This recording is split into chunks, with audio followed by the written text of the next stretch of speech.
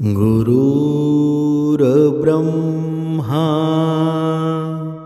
गुरुर्विष्णू गुरुर्देव महेश्वरा सद्गुरु साक्षात् परब्रह्म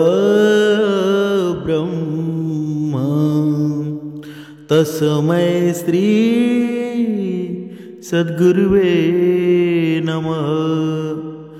जय जय रघुवीर समर्थ श्रीराम समर्थ।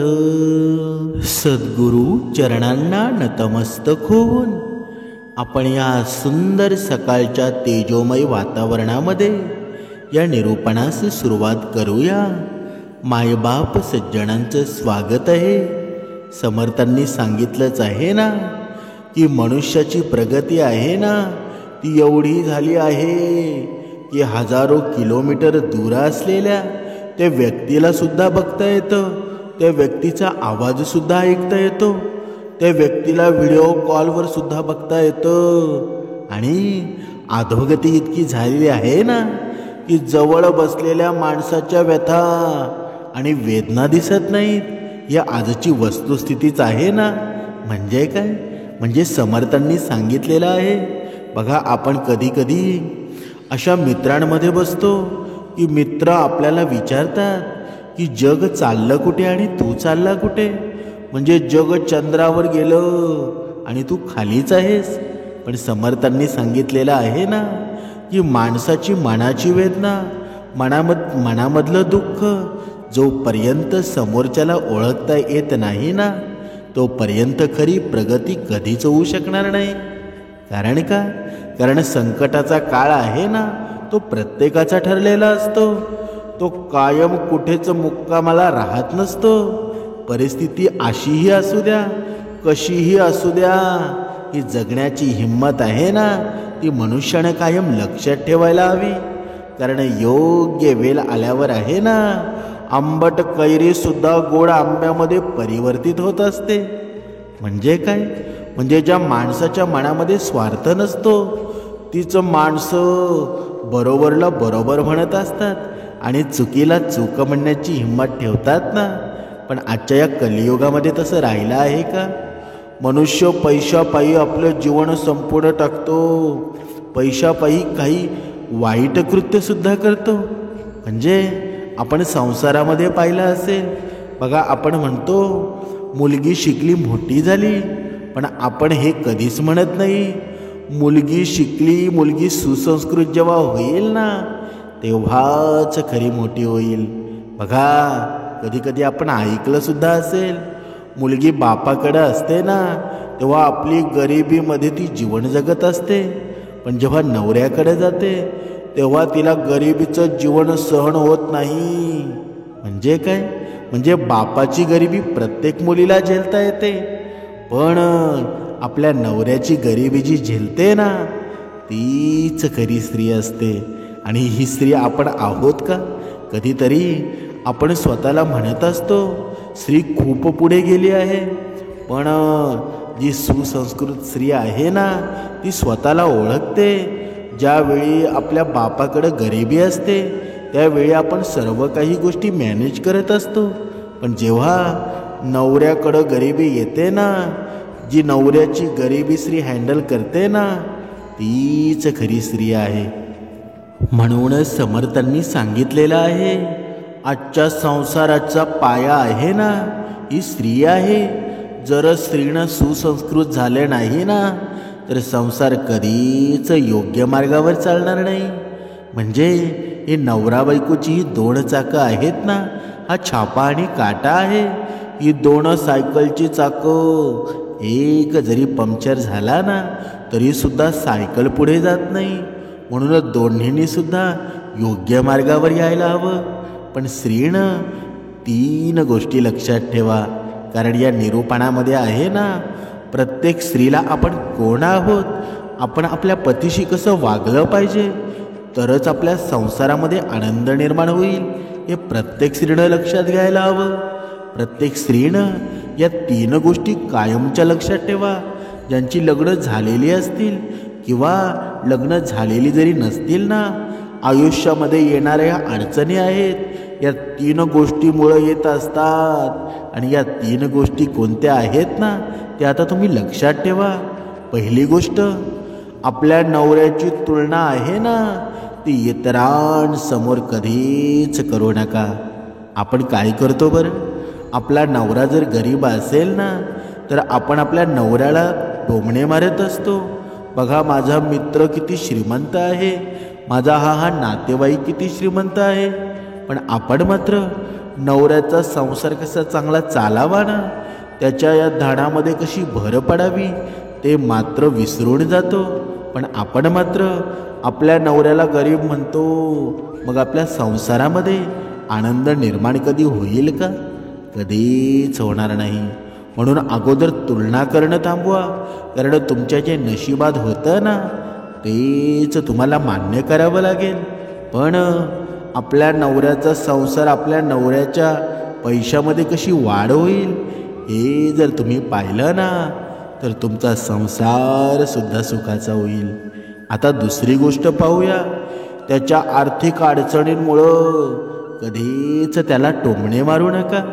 कारण का, बघा, काही स्त्रिया असतात ना, जेव्हा आपला पती कामावरून संध्याकाळी घरी येतो, बघा त्यांच्या मागण्या असतात का मला साडी हवी, मला गंठण हवी. पण आता सोन्याचा भाव परवडणारा आहे का? अजिबात नाही ना. मग आपल्या नवऱ्याची परिस्थिती तशी नसेल तर या गोष्टी त्याच्याकडे मागू नका. कारण चटणी भाकरीमध्ये सुद्धा आनंद मिळवता येतो. फक्त आपण सुसंस्कृत असायला हवं. पण आपण जर रोज नवऱ्याच्या पुढे आपण त्याला टोमणे मारत असू, त्याच्या आर्थिक अडचणींमुळे आपण त्याला वेगवेगळ्या कारणानं टोचत असू, मग आपल्या संसारामध्ये आनंद निर्माण कधी होईल का? कधीच होणार नाही. म्हणून जेव्हा ही नवरा बायकोची भांडणं होतात ना, याचा फायदा आपली मुलंसुद्धा घेत असतात. बघा, कधी कधी मुलंसुद्धा आपल्याला उलटसुलट बोलतात. याचं कारण आहे ना, याला जबाबदार आपण असतो. पण आपण हे विसरून जातो. म्हणून कधी काही गोष्टी असतात ना, त्या मुलांसोबत मुलांच्या समोर बोलून दाखवू नका. आपलं पती पत्नीचं काही गुपित ठेवा आणि गुपित ठेवायला सुद्धा हवं. आता पुढची तिसरी गोष्ट पाहूया. आपल्या नवऱ्याच्या चुका आहेत ना, नातेवाईकांना कधीच सांगू नका. आपल्या माहेरी नवऱ्याबद्दल अपशब्द बोलू नका. जर तुम्ही आपल्या नातेवाईकांमध्ये आपल्या पतीबद्दल जर वाईट साईट सांगत असाल, आपली कमीपणा सांगत असाल, तर त्याच्यामध्ये पहिली कमीपणा आहे ना, ती तुमची होत असते. म्हणून प्रत्येक स्त्रीनं या 3 गोष्टी लक्षात ठेवायला हव्या. जर या 3 गोष्टीवर या स्त्रीनं जर विजय मिळवला ना, तर तुमचा संसार सुखाचा झाल्याशिवाय राहणार नाही. म्हणून जर तुम्ही समर्थ मार्गामध्ये असाल, समर्थ विचारांमध्ये असाल, तर उपासनेला श्रेष्ठ माना. जर तुमच्या जीवनामध्ये तुमच्या पतीची आणि तुमची जर उपासना ब्रह्ममुहूर्तावर होत असेल ना, तर तुमची सर्व स्वप्न पूर्ण होणार आहेत. तुमच्या जीवनामध्ये जी तुम्ही पाहिलेली स्वप्न आहेत ना, ती सत्यामध्ये लवकरच उतरणार आहेत. फक्त श्रद्धा आणि विश्वास ठेवा. जिथे श्रद्धा आणि विश्वास आहे ना, तिथे सर्व काही शक्य आहे. म्हणून प्रत्येक स्त्रीनं स्वाभिमानी असायला हवं. जर आपल्या नवऱ्याबद्दल आपली मैत्रीण झाली, आपले नातेवाईक झाले, जर वाईट साईट बोलत असतील, तर त्याच्याकडे दुर्लक्ष करू नका. कारण जेव्हा आपले नातेवाईक असतात, आपली मित्रमंडळी असतात, आपल्या नवऱ्याबद्दल वाईट साईट बोलतात, त्यामध्ये तुमची सुद्धा कमीपणा होते ना, लगेच त्यांना विचारा. कारण जिथे नवरा बायकोचं नातं असतं ना, जरी दुसऱ्यासाठी खूप लांबचं असेल, पण स्वतःसाठी ते खंबीर असायला हवं. आणि जे नवरा बायकोचं नातं खंबीर असतं, तिथे सुखाशिवाय दुसरं काही नसतं. दुःख जर येतच असतं. आपण म्हणतो भांड्याला भांड्या लागल्याशिवाय हे नवरा बायकोचं नातं निर्माण होत नाही. बघा, दुःखसुद्धा येतात, काही संकटसुद्धा येतात, आपण एकमेकांवर रागवतो सुद्धा, पण तरीसुद्धा ते प्रेम असतं ना. बघा, परमेश्वराला सुद्धा या पती पत्नी व्हावं लागलं. म्हणजेच या नवरा बायकोच्या नात्यामध्ये, संसारामध्ये किती क्षमता आहे बरं, किती श्रेष्ठत्व आहे. आणि ही समर्थ भक्ती आहे ना, ही सद्गुरू भक्ती आहे. ती आपल्याला संसार करून करायची आहे, की आपल्याला असं कोणी सांगितलं आहे का की तुला बायका मुलं सोडून द्यावी लागतील, तुला एकट्याला ही भक्ती करावी लागेल? म्हणजेच आपल्याला आनंदामध्ये राहून ही भक्ती करायची आहे, समर्थांनी सांगितलेलं आहे. पण मनुष्य मात्र उलट वागत असतो. जिथे आनंद निर्माण करायचा ना, तिथे आनंदाला सोडून देतो आणि राग निर्माण करतो. आणि हा राग आहे ना, तो माणसाचा शत्रूच आहे ना. आणि रागामुळं संसाराची पूर्ण राखरांगोळी होते, पती पत्नीची भांडणं निर्माण होतात, मग हे तलाक घटस्फोट होतात. मग याला जबाबदार कोण असतो बरं? हा मनुष्याचा रागच असतो ना. या रागामुळं मनुष्याला भक्तिमार्गामध्ये सुद्धा मन लागत नाही. अहंकारामध्ये मनुष्य दुःखामध्ये बुडून जातो, वेगवेगळं वाईट कृत्य करतो. या नशेमध्ये, या दारूमुळं मनुष्याच्या संसाराची राखरांगोळी होतेच ना. म्हणून समर्थांनी सांगितलेलं आहे की रागावर जर नियंत्रण करायचं असेल ना, तर एकमेव त्याचं कार्य आहे की उपासना व्हायला हवी, ब्रह्ममुहूर्तावर उठायला हवं, ध्यान व्हायला हवं. पण आपण मात्र उशिरा उठतो, तर ब्रह्ममुहूर्तावर उपासना कशी होईल बरं?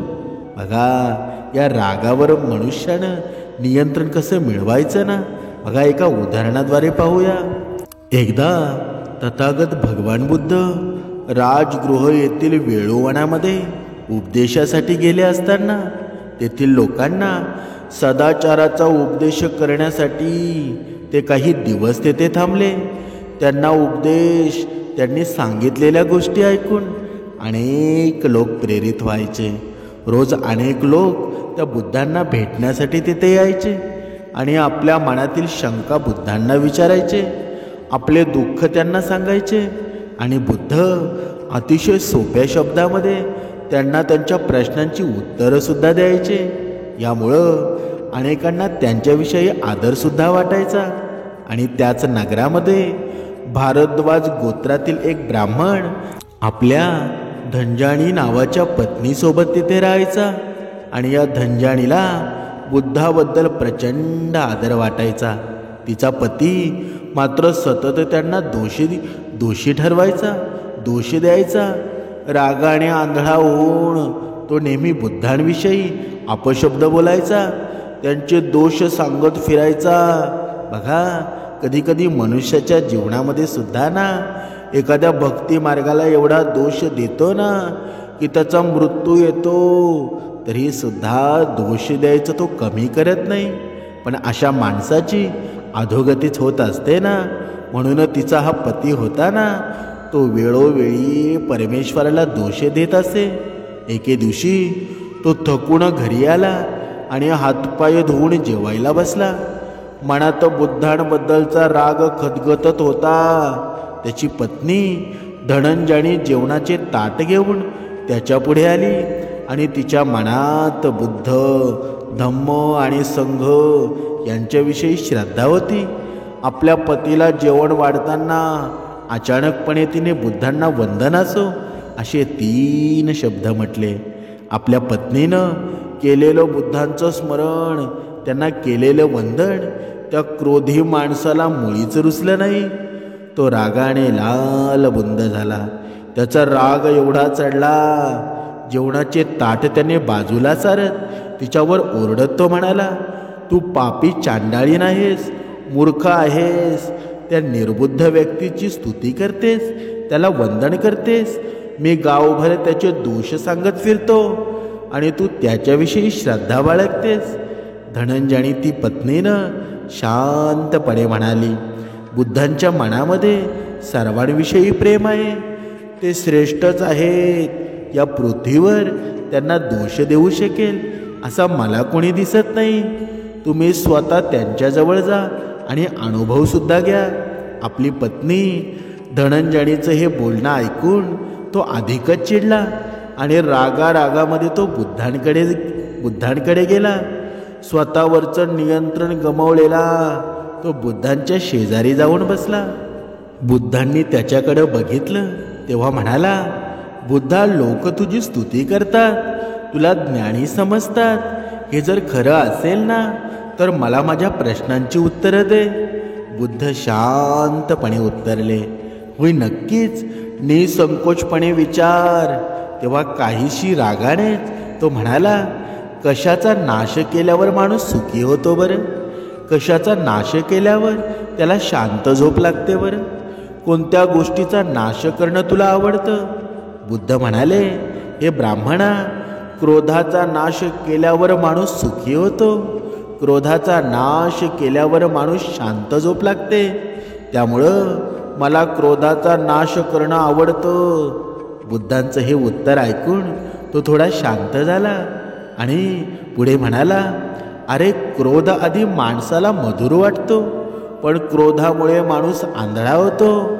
योग्य अयोग्य यातील फरक त्याला अजिबात कळत नाही. या क्रोधाच्या चक्रामध्ये माणूस कधी फसून जातो ना, हे त्याला स्वतःला सुद्धा कळत नाही. क्रोधाचा नाश केल्यावर मात्र माणूस डोळसपणे विचार करू शकतो. यामुळं क्रोध सोडून माणूस सुखी होतो. म्हणून आपण सर्वांनी क्रोध सोडला पाहिजे. बुद्धांचं हे उत्तर ऐकून त्या ब्राह्मणाला समाधान वाटलं. त्याला आपली चूक कळाली. बुद्धांना वंदन करत तो म्हणाला, तथागत, मला क्षमा करा. तुम्ही मला योग्य वाट दाखवली आहे. मला माझी चूक कळाली आहे. त्यानं बुद्धांची क्षमा मागितली आणि तो बुद्धांना शरण गेला. ही सारी हकीकत आहे ना, तेथील दुसऱ्या एका भारद्वाज ब्राह्मणाला समजली. त्यामुळे तो खूप चिडला, रागाने लालबुंद झाला. एका ब्राह्मणाने बुद्धाला शरण जाणं त्याला मुळीच रुचलं नाही. तो लगेच तथागतांकडे गेला. क्रोधाने आंधळा झालेला तो ब्राह्मण असभ्य भाषेमध्ये, कठोर शब्दामध्ये बुद्धांना शिवीगाळ करू लागला. तो इतका चिडून सुद्धा बुद्ध मात्र शांत राहिले. बुद्धांना शांत बघून तो अधिकच चिडला होता. त्यांना दोष देतच राहिला. बुद्धांनी मात्र मनाची शांतता न गमावता त्याच्याकडे दुर्लक्ष केलं. आपण इतके कठोर अपशब्द बोलून सुद्धा बुद्धांना शांत बघून त्याला खूप आश्चर्य वाटलं. काही वेळाने तो ब्राह्मण शांत झाला आणि खाली बसला. तो बुद्धांना म्हणाला, गौतमा, मी तुझ्यावर चिडलो, तुला अपशब्द बोललो, दोष दिले, तरी तू शांत कसा बरं? बुद्धांनी शांतपणे त्याला विचारलं, तुझ्याकडे कोणी मित्र, नातेवाईक, पाहुणे म्हणून येतात का? यावर तो ब्राह्मण म्हणाला, हो नक्कीच, कधी कधी असे पाहुणे येतात ना. बुद्ध त्याला म्हणाले, मग तू त्यांच्यासाठी खाण्यापिण्याचे काही पदार्थ घरी तयार करतोस का? यावर तो होय असं उत्तरला. त्यावर बुद्ध त्याला म्हणाले, तुझ्या घरी आलेल्या पाहुण्यांनी जर ते पदार्थ स्वीकारले नाहीत तर ते कोणाचे होतात बरं? तो ब्राह्मण लगेच म्हणाला, असं झालं ना तर ते पदार्थ माझेच होतात. बुद्ध म्हणाले, अगदी बरोबर आहे, तू मला उद्देशून शिवीगाळ केलीस ना, अपशब्द बोललास, रागावलास, मी मात्र यापैकी काहीच स्वीकारलं नाही. त्यामुळं जे तुझे होते ना ते तुझ्याकडेच राहिलं. मी जर प्रत्युत्तर म्हणून तुझ्याकडे चिडलो असतो ना, रागावून शिवीगाळ केली असती, तर तुझे अपशब्द आहेत ना मी स्वीकारल्यासारखं झालं असतं. मात्र मी तसं न करता शांत राहून तुझेच काहीतरी स्वीकारलं नाही. याचा अर्थ तुझा राग, तुझे अपशब्द, तुझी शिवीगाळ तुझीच होती, तो तुझ्याकडेच राहिला. म्हणून हे ब्राह्मणा, मी शांत राहिलो. हे ऐकून त्या ब्राह्मणाला आपली चूक लक्षात आली.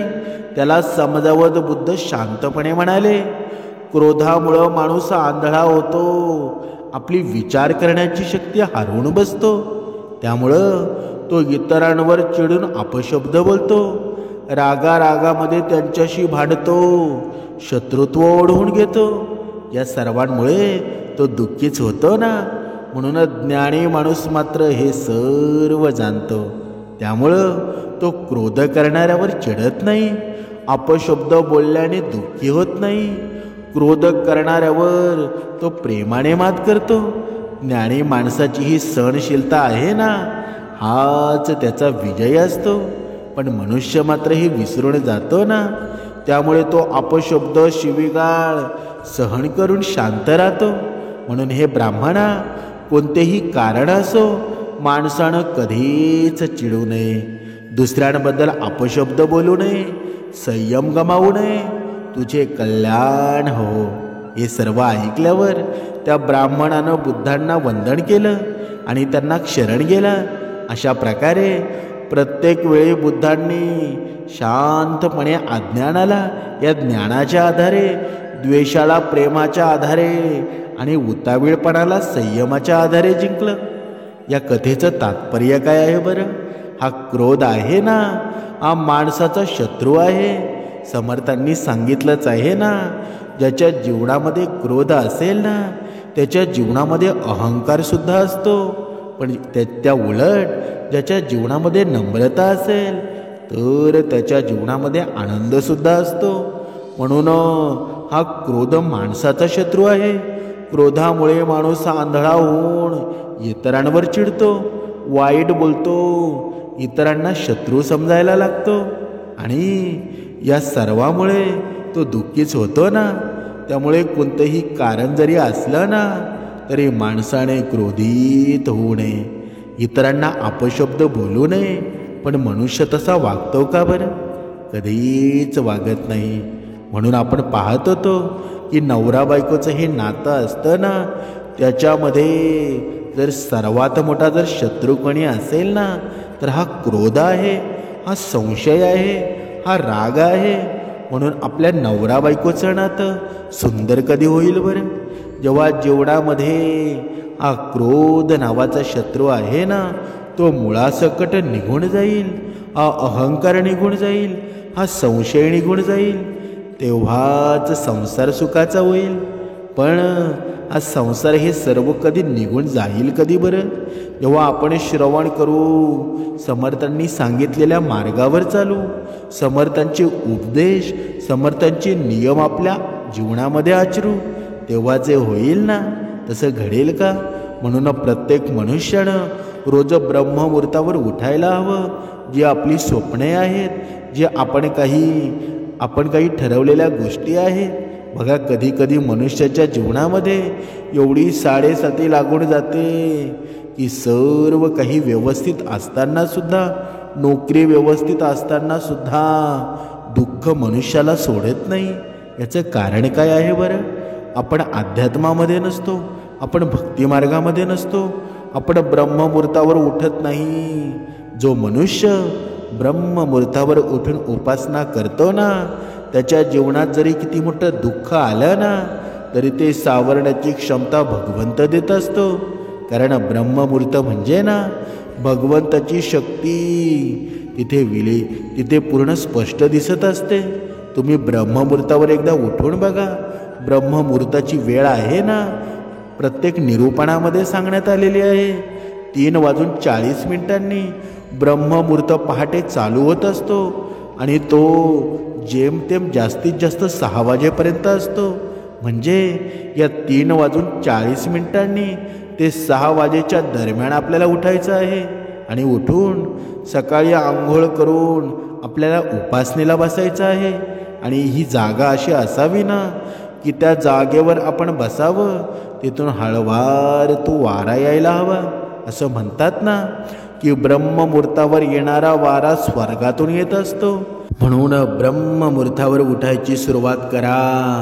तुमचं जीवन सुद्धा सुखी होईल, तुमच्या जीवनामध्ये आनंद होईल. म्हणून आपल्या जीवनामध्ये दुःख काय आहे? कधी कधी आपण म्हणत असतो, माझं सर्व काही ठीक आहे, पैसा पाणीसुद्धा येतो, तरीसुद्धा माझ्या जीवनामध्ये कुठून दुःख येतं ना, मला कळत नाही. बघा, पूर्वीचा काळ होता, महाभारतातील काळ बघा, रामायणातील काळ बघा, जेव्हा ऋषीमुनी असायचे म्हणजे विद्वान असायचे, त्यांना सिद्धी प्राप्त झालेली असायची बघा. कधी कधी आपण शाप दिलेले सुद्धा पाहिलेले आहेत. पण काही पूर्वीचे जे शाप आहेत ना, ते आज सुद्धा कलियुग भोगत आहे बघा. महाभारतामध्ये असे काही शाप सांगितलेले आहेत ज्याचा प्रभाव आहे ना आज सुद्धा आपल्यावर दिसून येतो. आणि या शापामुळं आपण कलियुगातील परिणाम भोगत आहोत. ते शाप कोणते आहेत ना ते आता आपण पाहूया बघा. युधिष्ठिरानं सर्व स्त्री जातीला दिलेला शाप बघा. महाभारतामधील युद्धात जेव्हा अर्जुनानं महारथी कर्णाचा वध केला, त्यावेळी माता कुंती कर्णाच्या पार्थिवाजवळ बसून रडू लागली, विलाप करू लागली. म्हणजेच खूप दुःखी झालेली होती, कारण स्वतःचा मुलगा मरण पावला होता. आणि आपली माता कर्णाच्या मृत्यूमुळं एवढी दुःखी काय हे पांडवांना समजतच नव्हतं. ते सुद्धा आश्चर्यचकित झाले होते. तेव्हा धर्मराज युधिष्ठिरानं माता कुंतीला विचारलं, आपल्या शत्रूचा मृत्यू झालाय, यासाठी माते तुम्ही विलाप का करत आहात? तुम्ही दुःखी का होतात? तुम्ही रडत का आहात बरं? तेव्हा माता कुंतीनं पांडवांना जाऊन कर्णाच्या जन्माचे रहस्य सांगितलं. तसेच तो तुमचा मोठा भाऊ होता असंही कुंती म्हणाली. जेव्हा पांडवांना ही गोष्ट कळाली ना, तेव्हा ते फार दुःखी झाले. धर्मराज मातेला म्हणाला, माता तुम्हाला माहीत होतं कर्ण आमचा मोठा भाऊ आहे, मग तुम्ही हे आमच्यापासून का लपवून ठेवलं बरं? तुम्ही मौन पाळलं. पण यामुळं आम्ही आमच्या भावाचे मारेकरी झालो.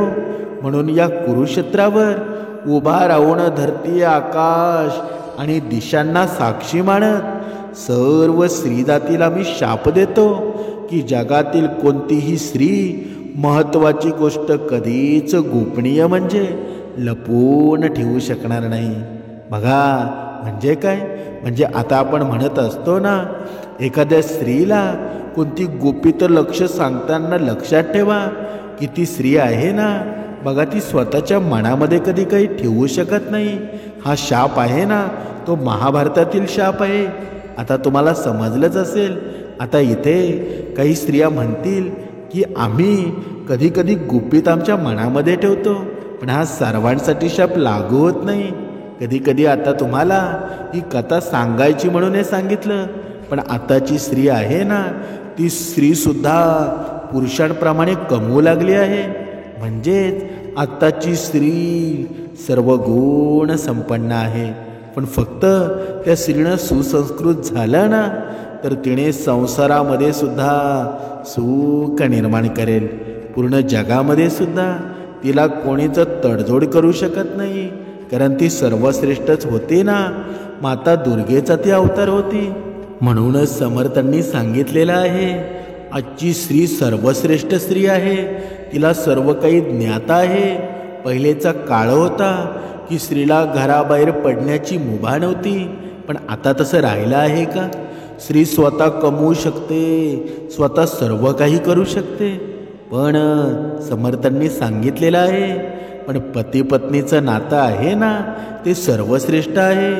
जेव्हा स्त्रीच्या सोबत नवरा असतो ना, बघा तिचा पती असतो, तेव्हा समोरच्या पुरुषाला वाकडे नजरेनं पाहायची कधीच हिंमत होत नाही. आणि जेव्हा स्त्री एकटी असते, तेव्हा बघा बिनकामाचे कावळे सुद्धा पुढे पुढे येतात. पण समर्थांनी सांगितलेलं आहे, म्हणून मनुष्यानं किंवा स्त्रीनं दोघांनी पती पत्नीनं ठरवावं की आपण एकत्र राहिल्यानं किती दोघांचा सुद्धा फायदा आहे ना. मग नुसतीच चिडचिड करून, राग करून, अहंकार करून त्याच्यामध्ये फायदा कोणाचा होतो का बरं? कधीच नाही. म्हणून तुमची तुटलेली नाती असतील, रागामुळे तुटलेली नाती असतील, अहंकारामुळे तुटलेली नाती असतील, मीपणाने तुटलेली नाती असतील, कुणीतरी कमीपणा घ्यायला शिका.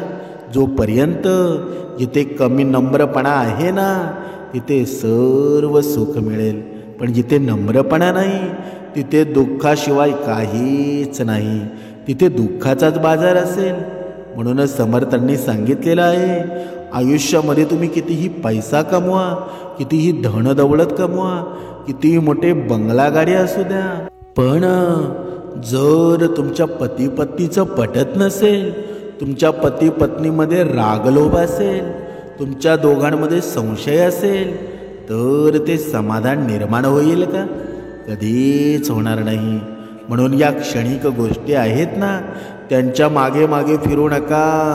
आपल्या संसारामध्ये आनंद निर्माण करा. आणि तो आनंद निर्माण होईल कधी? जेव्हा आपण समर्थ विचारांमध्ये राहू, समर्थ नियमांमध्ये राहू, आपल्या सर्व गोष्टी व्यवस्थित घडतील ना, आपण ब्रह्ममुहूर्तावर उठून उपासना करू, तेव्हा आपला संसार सुखाचाच होईल, आपलं कल्याणच होऊन जाईल. जय जय रघुवीर समर्थ.